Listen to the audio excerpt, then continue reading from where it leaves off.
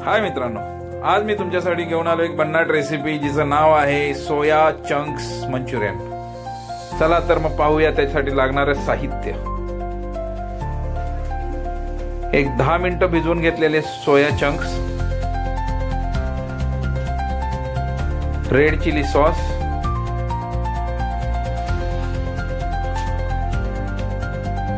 गरम मसाला, लाल तिखट, अदरक लहसुन पेस्ट विथ मिर्ची,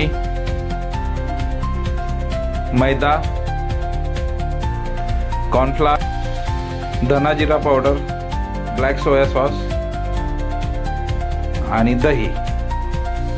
चला तर सोया चंक्स हे सोयाबीनचं तेल काढून जे राहिलेलं असतं त्याचे सोया चंक्स बनवतात आणि त्याच्यात सर्वात जास्त प्रमाणात प्रोटीन्स असतात।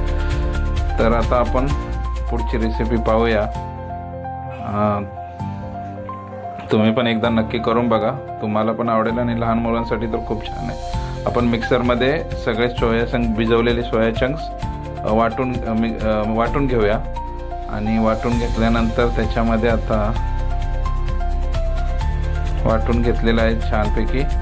आणि आता त्याच्यामध्ये आपण मसाले टाकून घेऊया, जे आपण मगाशी मसाले पाहिले ते सर्व मसाले टाकून घेऊन ते सर्व एकजीव करून घेऊया छानपैकी, म्हणजे जेणेकरून सगळे मसाले या सोया चंक्स मध्ये मीठ मसाला सर्व व्यवस्थित लागेल। नाहीतर आपण अख्खे जर बनवले तर ह्याच्यामध्ये मीठ मसाला जात नाही व्यवस्थित आणि मग ते चंक्स व्यवस्थित लागत नाही। तर आपण धना पावडर, गरम मसाला, दही टाकून घेतलेला आहे।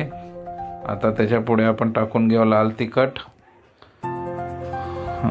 लाल तिखट टाकून घेतल्यानंतर अदरक लसूण पेस्टची पण पेस्ट ऑलरेडी टाकून घेतलेली आपण त्याच्यात।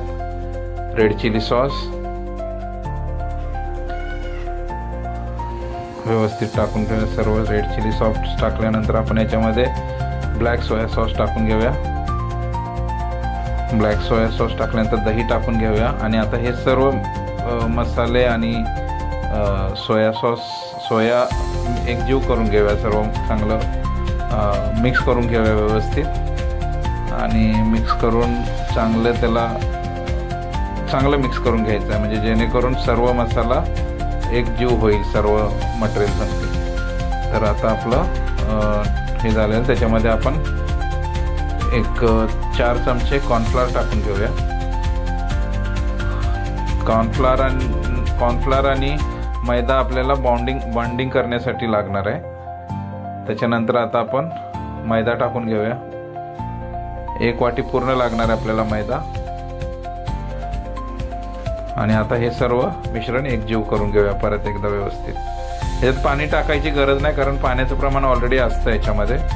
तर पाणी न टाकता हे सगळं मळून घ्यायचं व्यवस्थित आणि मग असे बॉल करून त्याला तळायला टाकायचं आहे। हे बघा, एक ट्रायलसाठी मी आता हा बॉल टाकलेला आहे। असे बॉल करून तळून घेऊया मस्तपैकी गरम तेलामध्ये। आणि चांगले भाजल्यानंतर परत त्याला शिजण्यासाठी लो फ्लेमवरती थोडा वेळ शिजू द्यायचं, म्हणजे दोन्ही आतून बाहेरून ते चांगल्या प्रकारे शिजून येईल आणि क्रिस्पी होऊन जाईल।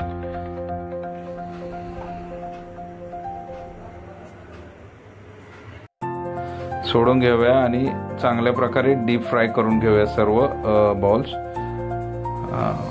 आबडधोबडच करायचे, त्याला काय आकार आला पाहिजे असं नाहीये। आबडधोबड केलं की ते व्यवस्थित भाजून येतं।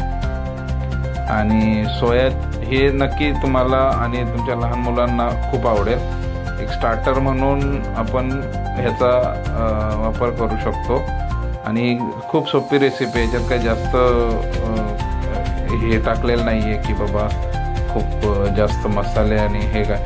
हे बघा, आता भाजून निघालेत, चांगले लाल झालेत। आता हे आपण काढून घेऊया, मस्तपैकी भाजलेले आहेत आणि आता आपण हे काढून घेऊ। चला तर मग सोया चंक्स मंचुरियन सर्व करूया विथ मंचुरियन चटणी। आणि रेसिपी आवडली असेल तर लाईक करा, शेअर करा, सबस्क्राईब करा, ला विसरू नका।